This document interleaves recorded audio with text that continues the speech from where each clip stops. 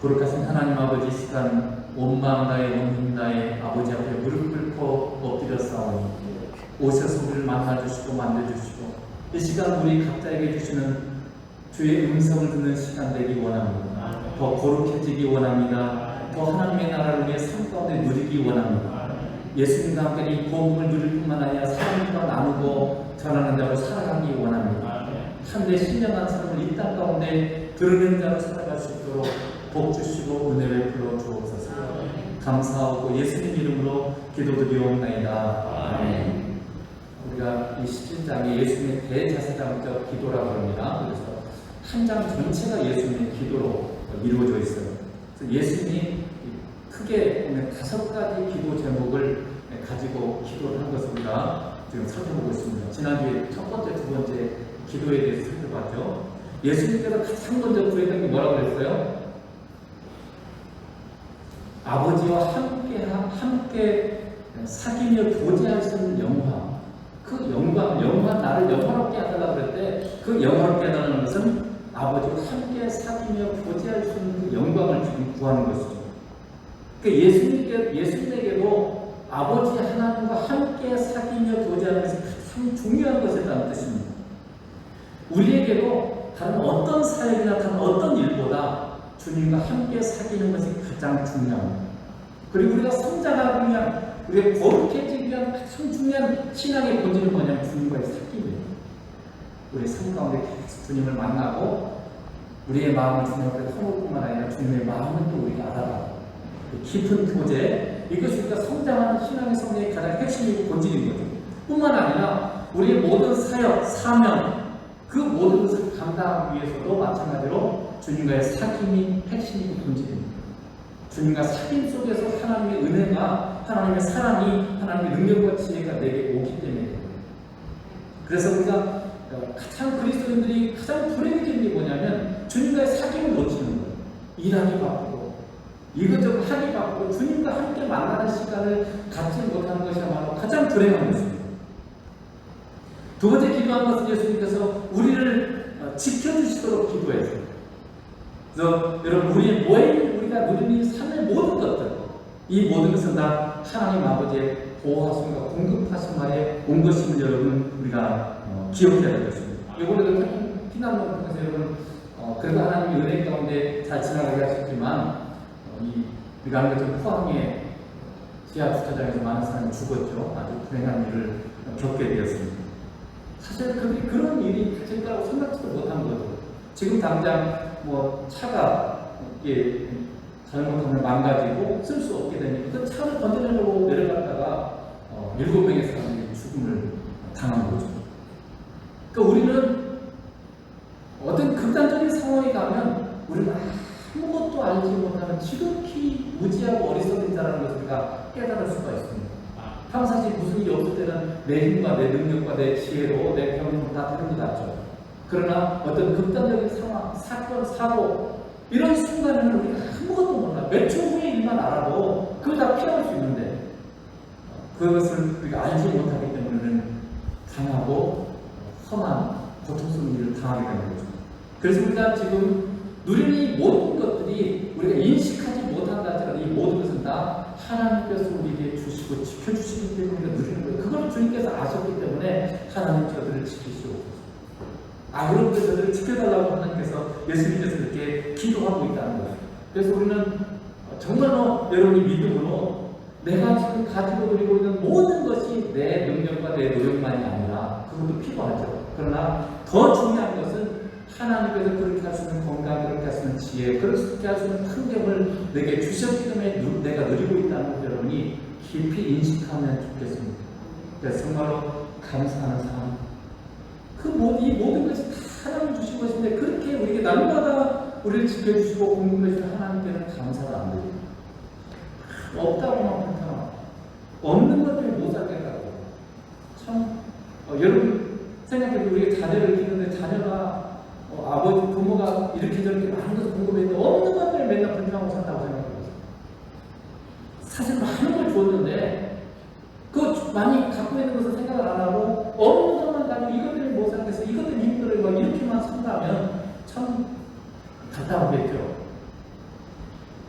어떻게 보면 굉장히 철이 없는 그런 행동일 수밖에 없겠죠.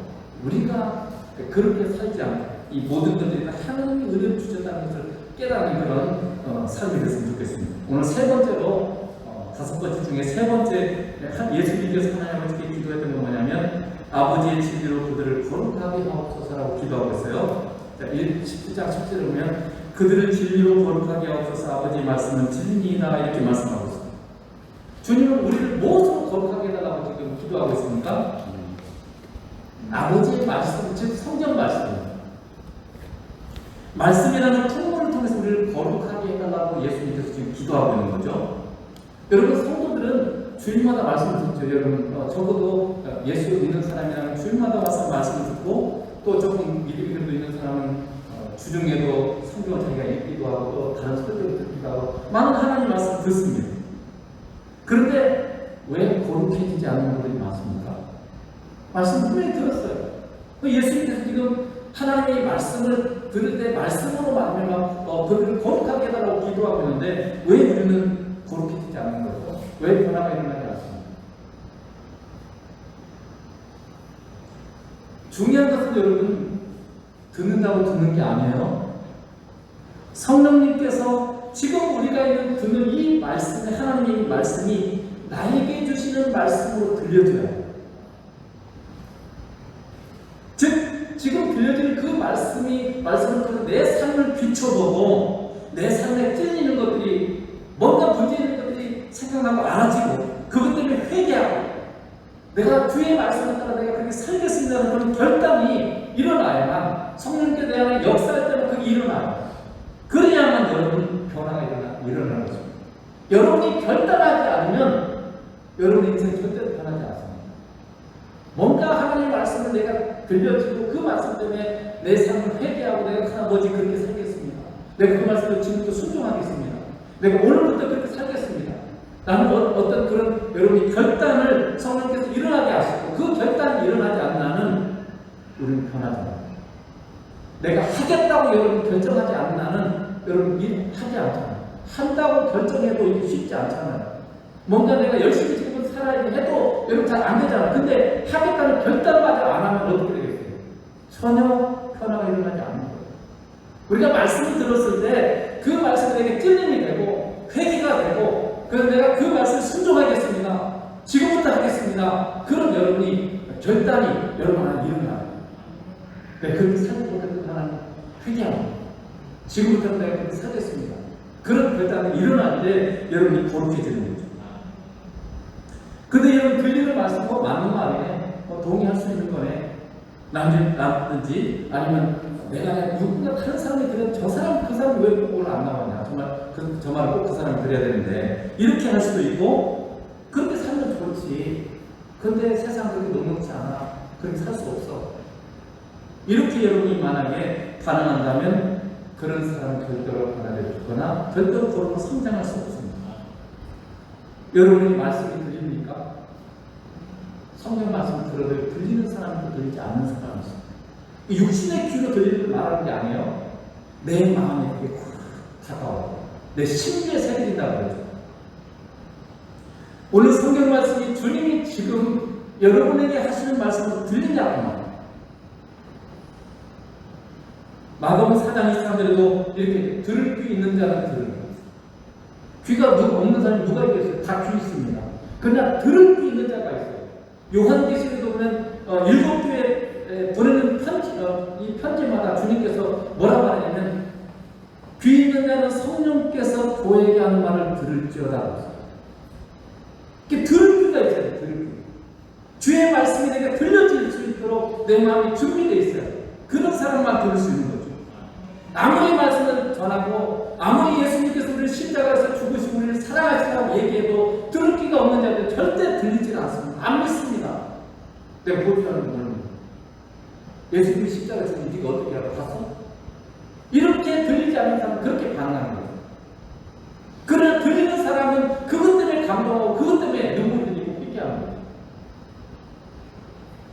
여러분은 예배 전에 오늘도 주님께서 제게 주시는 말씀을 들으시는 귀를 열어주세요. 여러분 그렇게 기도했습니까? 우리는 예배 시간 그냥 막 오면 안 돼요. 예배는 하나님과의 만남입니다. 하나님과의 사귐의 시간. 뭔가 내가 하나님께 내 소원을 내 마음을 아는 뿐만 아니라 하나님께서 말씀을 통해서 또는 찬송 중에 기도 중에 우리에게 말씀하는 그 말씀을 들을 수 있도록 내 귀를 열어주세요. 겸손케 해주세요. 내 마음을 깨끗게 해주세요. 여러분이 준비된 마음을 가지고 기도해야 돼요. 그게 영육이 마음이 다 준비됐을 때 토요일부터 준비하는 거예요. 그래서 예배는 토요일날 너무 막 지치고 너무 피곤하게 살면 주일날 온 것도 졸리고 몸이 피곤하면 제대로 청렴한 마음이 없기 때문에 들려지질 않아요. 피곤해. 그래서 유대인들은 토요일 이 안식일을 그 금요일날 저녁부터 지키는 거죠. 그래서 어쩌면 우리도 주일 예배는 토요일날 밤부터 시작되는 거예요. 그렇기 때문에 여러분 토요일날은 몸과 마음을 자꾸 준비해서 일찍 자고 준비를 잘해요. 그래야 내가 잘 준비해야 여러분 누군가를 만나고 중요한 사람 만나면 어떡합니까? 미리미리 준비하잖아요. 그래야 그 사람과의 제대로 된 만남을 가질 수 있는 거죠. 우리가 거룩하신 하나님을 만나려고 하는데 전혀 준비가 안 돼. 나 하고 싶은 거 다 하고 밤늦게까지 하다가 놀다가 그렇게 주님 만나러 어떻게 만날 수 있겠어요? 그래서 여러분 준비를 하고 그리고 예배자리에 가서 주님 이 시간에 주님 챙겨주시면 들을 수 있는 귀를 열어주세요. 이렇게 기도해야 돼요. 요한계시록 1장 3절에 보면 이 예언의 말씀을 읽는 자와 듣는 자와 그 가운데 기록하면서 지키는 자가 복이 있다. 누가 복이 있는 거예요? 듣는 자가 복이 있어요. 읽는 자, 듣는 자, 그리고 그 기록하면서 지켜지는 자, 그 말씀대로 사라지는 자, 이런 사람이 복이 있는 것입니다. 또 하나 여러분 우리가 기억해야 될 것은 뭐냐면 말에는요 마음과 감정이 담겨있는 거예요. 말은 단순히 단어의 조합이 아닙니다. 그렇죠? 유튜브 보면 외국인들이 그런 말을 그런 친구들을 많이 해요. 왜 한국 사람은 밥 먹었냐는 말을 많이 물어보냐? 이렇게 잘 이해를 못하겠다 이렇게 말하는 외국인들이 많이 있었어요. 지금이야 그런 일 없지만 60년대 70년대까지만 해도 밥을 굶는 사람들이 많았습니다. 그래서 밥 먹었냐라고 이렇게 질문을 던질 때는 만약에 그 사람이 밥을 먹지 못했으면 내가 그 사람을 밥을 사주겠다는 그런 의미나 마음을 담기는 그 사람을 불쌍히 여기고 밥을 굶고 사는 그 고통을 내가 알고 그 사람에게 밥을 사주겠다는 그런 의미가 거기에 담겨 있는 거죠. 지금이야 그 말이 관용어처럼 그냥 별 의미 없이 그냥 사용하고 있지만 그런 배경이 이 밥을 먹었냐는 이 질문하는 그 배경, 그 마음이 지금 담겨 있는 거죠. 그러니까 우리는 하나님의 말씀을 읽을 때 기계적으로 또는 법적으로만 이 말씀을 받아들여서는 안 되는 것입니다. 말씀 속에 담겨진 하나님의 마음, 그 하나님의 심정을 여러분이 읽을 줄 알아야 됩니다. 이게 하나님 말씀 제대로 여러분이 대하는 거예요. 그러니까 이 하나님께서 지금 이 하나님의 말씀을 하고 계세요. 그리고 우리는 이 말씀이라는 도구를 통해서 지금 말씀하시는 하나님 말씀은 예수님을 지금 만나고 있는 거예요. 이걸 통해서 지금 말씀하시는 하나님의 심정, 의중이 뭔지를 우리가 읽어내는 이게 지금 주님과의 사귐인 거죠. 제대로 만나는 거예요. 말씀을 제대로 우리가 보는 것이고 읽는 것이라 이렇게 말할 수가 있습니다. 그래서 그런데 우리가 성경을 너무 지식적으로 또는 너무 분석적으로만 성경을 자꾸 보려고 하는 그런 경향들이 있죠. 마치 신학자가 보는 것처럼. 우리는 말씀을 통해서 지금 살아계신 하나님, 인격적인 하나님, 그분이 지금 우리에게 지금 말씀하고 계신데 그분과의 사귐의 시간이 되어야 돼요. 이게 지금 설교를 듣는 시간. 말씀에 담겨진 우리를 향한 하나님 아버지의 마음, 예수님의 마음을 여러분 읽어야 돼요. 여러분 두 사람이 서로 사귀는데 서로 분석만 하고 있어요. 그걸 사귐이라고 말할 수 있겠습니까? 두 사람이 사귐에서 가장 중요한 게 뭡니까? 마음과 마음의 나눔입니다. 그리고 우리가 말씀을 제대로 읽고 있다면 선하시고 사랑이 풍성한 하나님 아버지 예수님을 만나게 되고 그분과의 사귐을 통해서 우리도 주님을 닮은 거룩한 자가 되는 것이 너무나 마땅합니다. 성경을 통해서 글자만 보이는 것이 아니라 지금 나에게 말씀하시는 살아계시는 인격적인 하나님 아버지와 예수님을 우리가 만나게 되는 것입니다. 여러분 부부도 오래 사귀면서 살다 보면 어떻습니까? 모습도 닮죠. 그럴 뿐만 아니라 성품도 닮아요. 어느 날 제가 저희 집사람 이렇게 말 들어보니까 저를 닮았더라고요. 많이 가까워져서. 저도 툭툭거리는 게 있는데 집사람은 갑자기 어느 순간 좀 툭툭거리는 말투를 하더라고요. 닮아가요, 같이. 오래 살다 보면. 마찬가지로 우리가 주님과 사귐이 깊어지고 친밀해질수록 우리는 어떻게 돼요? 주님 닮아갈 수밖에 없어요. 그게 거룩이에요. 그것이 바로 우리가 주님을 제대로 만나고 사는 삶입니다. 내가 주님을 정말 매일같이 잘 만나고 사는 사람, 내가 주님 닮아가야 돼. 마땅하다. 사람 사이도요, 애들이 우리 중학교 때 나가 있고 막 욕 많이 하는 애들 있잖아요. 그런 애들하고 같이 하면 같이 욕을 입에 절로 살아. 같이 욕하고 살아. 그러니까 닮아가는 거예요. 자모도 두 사람이 동행하면 마음과 마음이 서로 비치는 것처럼 사람도 서로 마음도 비친다는 거예요. 물에 얼굴이 비치면 물에 비치는 얼굴과 내 얼굴이 닮는 것처럼 사람의 마음도 서로 닮고 비친다 이렇게 말씀합니다. 그래서 여러분 미련한 자와 울분한 자와 여러분 같이 동행하지 말라 성경은 얘기해요. 불평불만한 사람과 자꾸 어울리며 나도 자꾸 불평불만하고 근데 감사하는 사람과 함께 되는 사람이 나도 감사하고 사람과의 동행을 사귐을 여러분이 가볍게 생각하면 안 돼요. 좋은 친구 정말 믿음 좋은 사람들을 많이 만나야 돼요.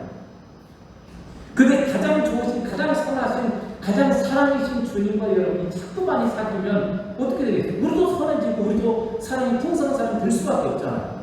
그래서 우리가 그것이 거룩하게 되는 거죠. 그래서 주의 선하심, 주님의 오랜 참으심, 주님의 겸손하심, 주님의 사랑이 풍성하심이 여러분의 삶에서 점점점 선명해지고 있습니까? 내가 신앙생활을 하고 있다면 내 신앙 연수가 더해질수록 점점 그렇게 돼야 돼요. 그게 내가 예수님 제대로 만나고 사는 삶인 거죠. 만약 그렇지 못하다면 여러분 신앙을 점검해야 돼요. 내가 진짜 주님 제대로 사귀고 있는 거예요.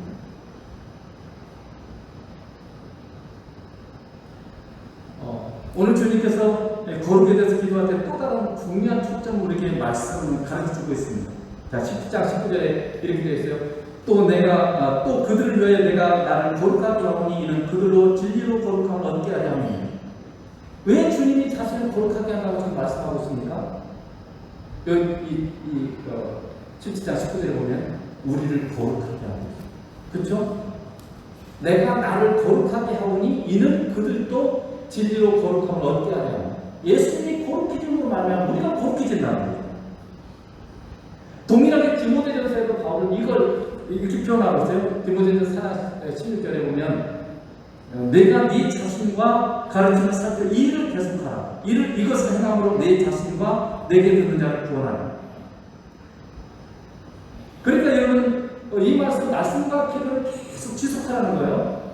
하나님 말씀을 잘 읽고 나누고 또 열심히 주님과 기도하는 삶을 살고 이걸 지속하라는 거죠.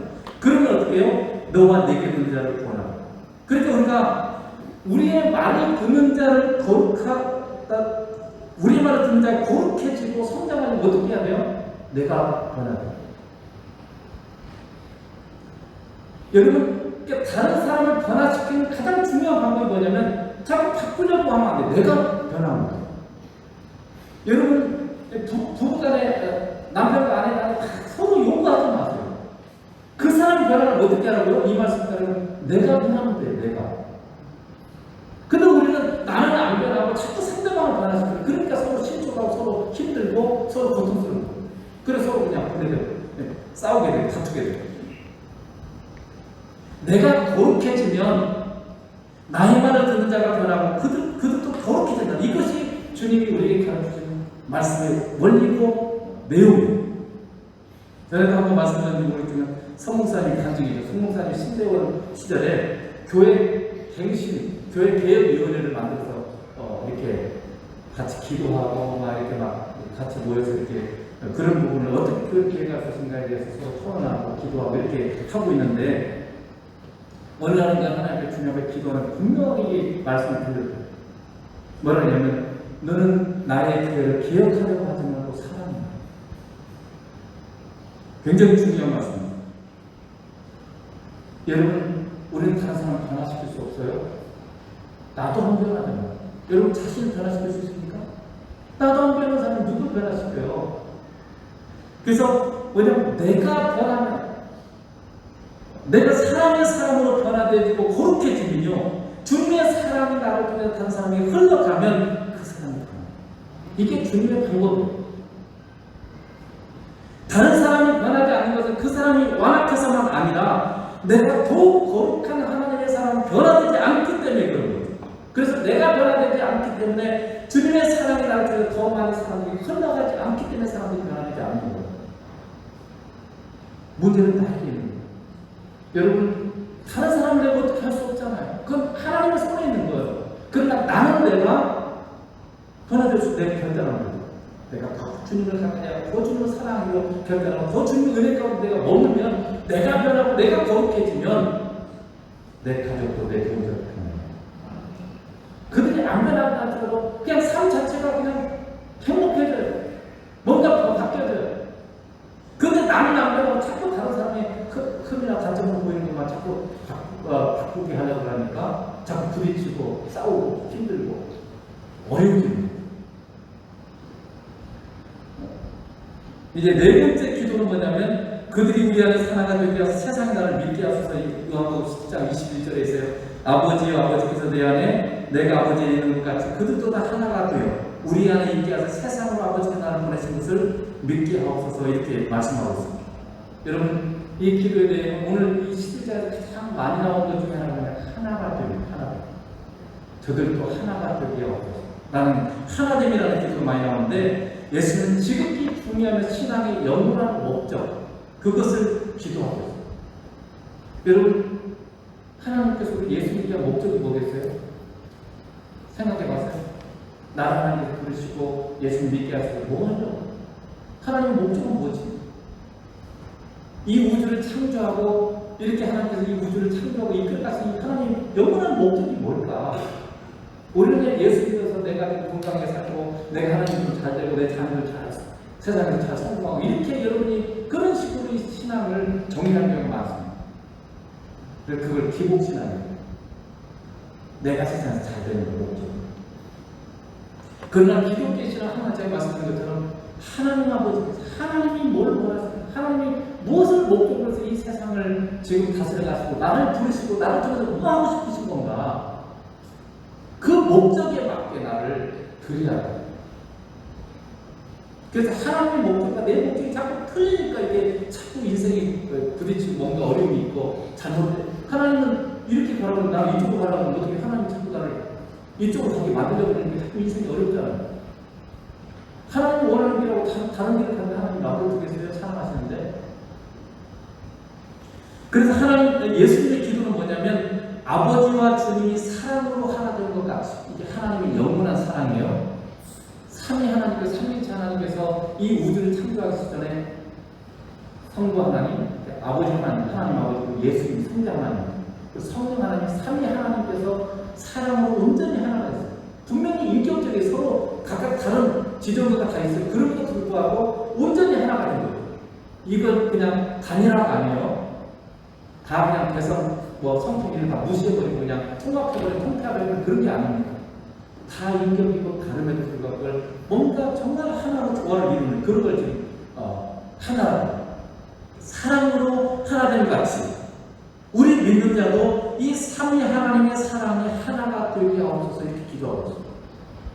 이게 무슨 말이냐면 즉 영원 전에 가졌던 하나님 삼위 하나님의 사랑의 사귐 가운데로 우리 믿는 자를 초대하는 그런 기도예요. 무슨 말씀인지 아시겠어요? 그러니까 삼위 하나님 지금 사랑으로 하나가 되고 그 기쁨 누리는 그 사랑 안으로 우리를 초대하는 거예요. 우리도 그 사랑에 참여하는 그런 자로 지금 부르셨다 그 말이에요. 예수님의 기도는 우리 믿는 자들끼리의 우리만끼리의 어떤 사랑만이 아니라 당연히 우리끼리도 서로 사랑해야 되겠죠. 그러나 우리가 하나님을 사랑하고 하나님 우리를 사랑하는 그 영원한 사랑의 사귐으로 우리를 초대하고 있어요. 우리의 구원은요 단순히 천국이라는 좋은 곳에 가는 것만이 아닙니다.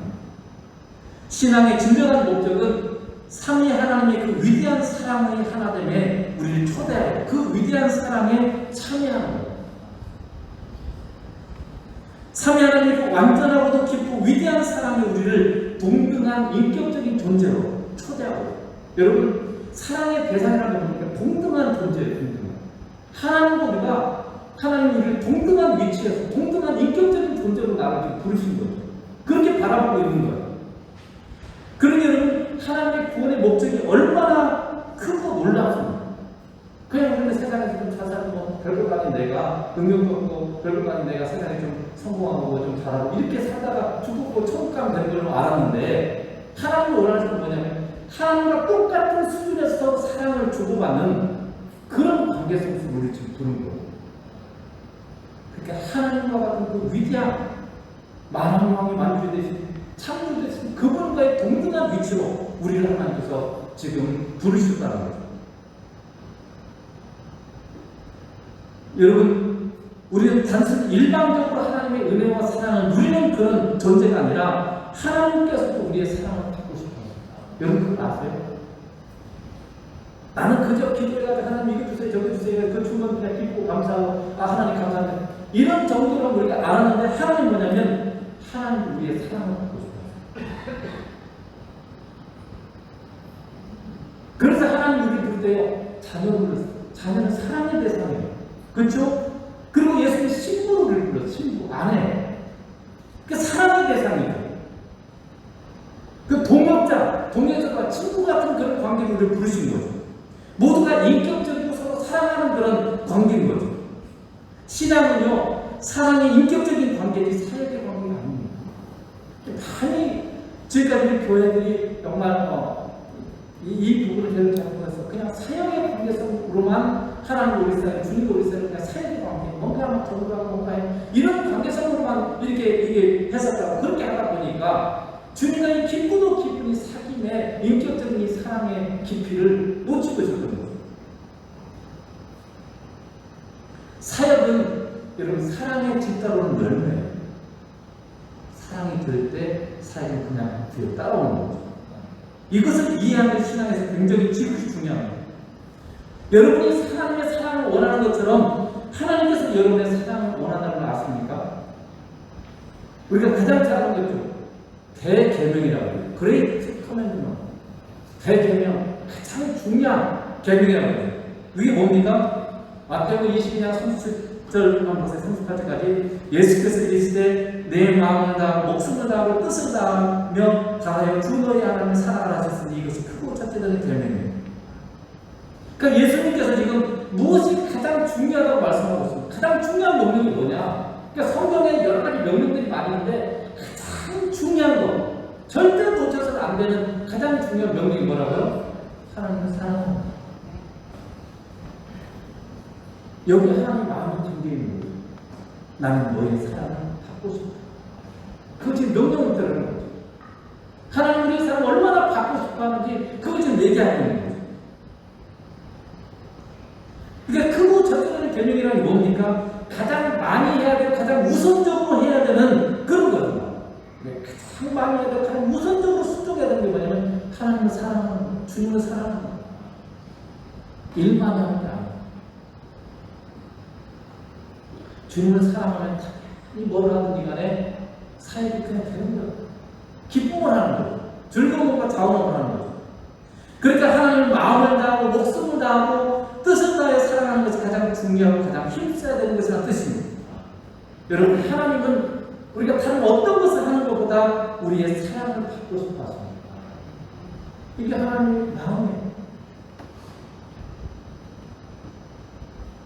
왜냐하면 하나님 우리를 하나님과의 영원한 사랑의 삶으로 초대했고 그것이 신앙의 목적이기 때문에 그렇습니다.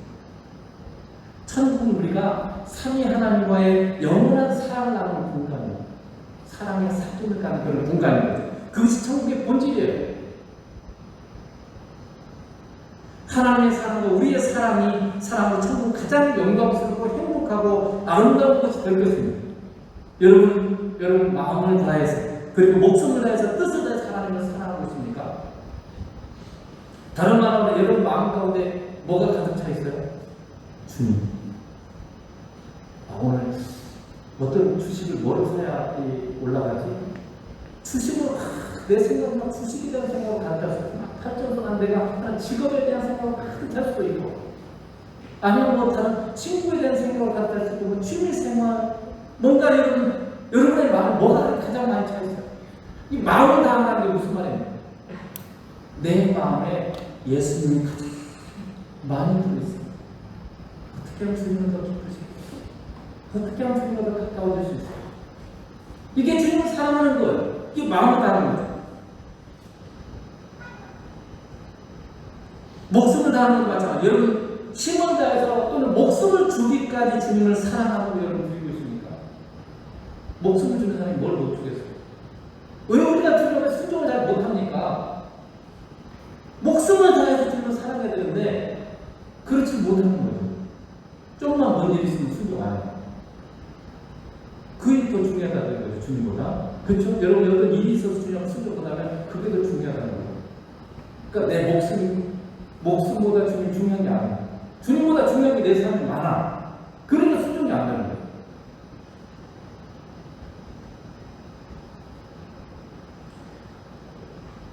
뜻을 다해서라는 말은 무슨 일을 하든지 간에 내 계획, 이게 주님을 사랑함으로 주님을 위해서 뭔가 하려고 하는 그런 것을 말하는 거죠. 여러분, 주님은 우리의 사랑하는 때 여러분의 돈의 일부, 시간의 일부, 여러분의 일부를 원하는 게 아니에요. 지금 이 주님 말씀이 여러분의 전부를 원하십니다. 사랑은 언제나 일부가 아니라 전부를 원하는 거예요. 제가 말씀드렸잖아요. 우습잖아요. 일부만 주는 사랑. 이게 정말 우스운 거예요. 제가 얘기했잖아요.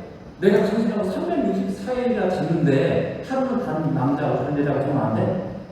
364일이나 잤잖아요. 365일 중에. 그게 말이 됩니까? 사랑의 전부를 주는 거예요. 하나님께서 우리에게 그분의 생명을, 그분의 전부를 위해서 주셨어요. 우리 사랑하기 때문에. 그러니까 그분이 우리에게 원하는 거면 너의 전부를 나에게 달라. 그것이 진짜 사랑이에요. 사랑은 계산하지 않습니다. 사랑은 따지지 않습니다.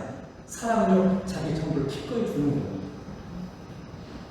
여러분, 주님을 그렇게 사랑하십니까? 뭔가 이렇게 계산하면 주님한테 너무 빠지면 안 되죠. 그럼 나도 내 삶이 있고 내가 지켜서 있는데 너무 주님한테 빠지면 안 돼. 뭐 절제하고.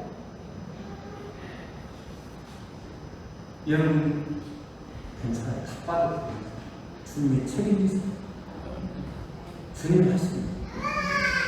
그래서 여러분 주님을 정말 여러분 전부를 걸고 주님이 그렇게 찾아오셔서 그분의 전부를 걸고 그분의 목숨과 생명을 십자가에 주시면서까지 우리의 이 사랑에 그분의 전부를 거셔서 지금도 마찬가지예요. 하나님께서 뭘 하십니까? 전부 우리의 사랑을 얻기 위해서 이 세상의 모든 것들 지금 하나님께서 다 동원하시고 지금 운행에 가시는 거예요. 내 사랑을 얻기 위해서, 우리의 사랑을 얻기 위해서.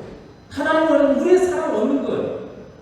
그래서 이 세상에 일어나는 모든 일들, 내가 당하는 모든 어려움들, 이 모든 것들이 다 우리의 사랑을 얻기 위해서. 그렇게 하지 않으면 우리가 주님을 안 찾는 거죠.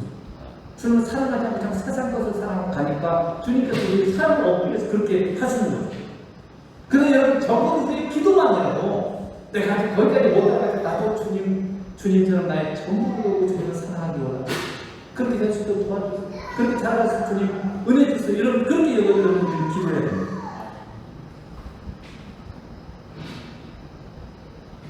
오늘 주님께서 이렇게 기도하실 때 그렇게 우리에게 또 기도할 때 우리가 하나 되게 해달라고 하면서 기도하면서 그 이유를 또 얘기를 하고 있었죠. 그 앞에 여기 지금 세상으로 아버지가 나를 보내시면서 믿게 하고 있어요. 그러니까 주님은 우리가 삼위 하나님과의 사랑으로 하나 되는 사귐을 가질 때 어떻게 된다고? 세상 사람들이 예수님을 믿게 된다고. 즉 세상 사람들이 예수님이 하나님이시고 구원자이심을 믿게 된다는 거예요. 그러므로 여러분, 세상 사람들이 예수를 믿지 않는 중요한 이유가 뭡니까? 우리가 삼위 하나님과 사랑을 하나가 되지 않았기 때문에 그래요. 즉 교회의 하나님의 사랑과 은혜가 흘러넘치지 않기 때문에 그렇습니다. 오늘날 교회가 세상 사람들처럼 세상과 세상에 있는 것을 사랑하기 때문에 그래요. 예수 믿는 사람 별 차이가 없어요. 세상 사람들이 돈을 추구하고 세상의 성공을 추구하는 것처럼 지금 이 시대 교회가 하나님의 사랑을 추구하는 게 아니라 똑같이 세상의 성공과 돈을 추구하고 있어요. 여러분 다릅니까? 예수 믿는 사람이나 세상 사람들이나 차이가 없기 때문에 세상 사람들이 예수를 못 보는 거예요. 예수를 안 믿는 겁니다. 믿는 사람을 통해서 하나님과 나는 그 하늘의 사랑이 이 땅 가운데 보여져야 돼요. 드러나야 돼요. 믿는 사람들도 여전히 돈을 사랑하고 세상의 성공을 추구하고 여전히 이기적이기 때문에 세상 사람들이 하늘의 사랑을 찾을 수가 없어요. 예수 믿는 여러분이 세상 사람들과 뭐가 다릅니까? 교회 다니는 거 말고 차이가 있습니까? 만약에 여러분이 교회 다닌다는 거 말고 세상 사는 거 다른 점이 없다면 여러분은 제대로 예수를 믿는 게 아니에요.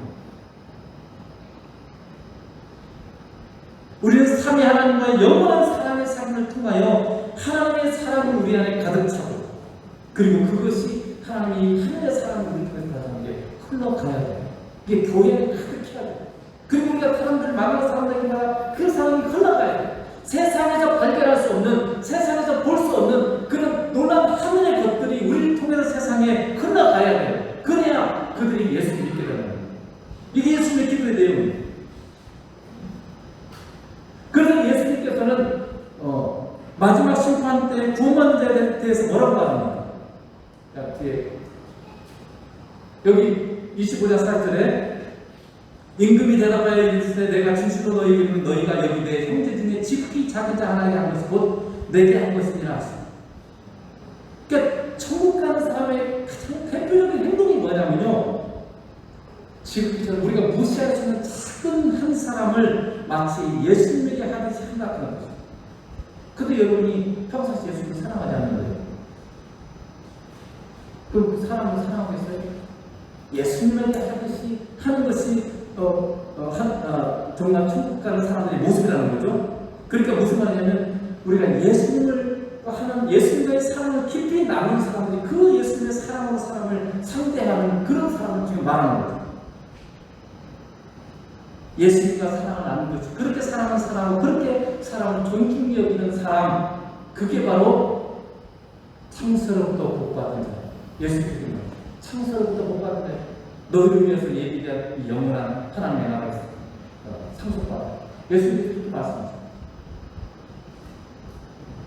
그러니까 주님과의 사랑을 통해서 주님의 사랑이 내를 흘러넘치고 주님을 향한 그 사랑이 또 사랑으로 흘러가요. 그럴 때 사람들이 예수님을 믿게 되는 거예요. 교회가 오늘날 교회가 그래야 돼요.